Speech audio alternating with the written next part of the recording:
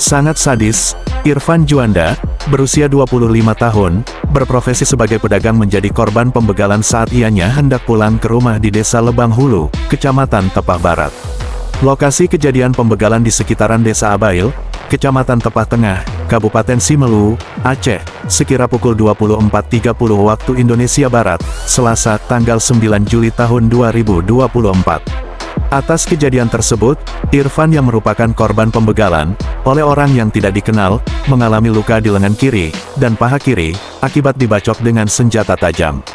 Selain itu, uang korban dirampas lebih kurang sebanyak 4 juta rupiah.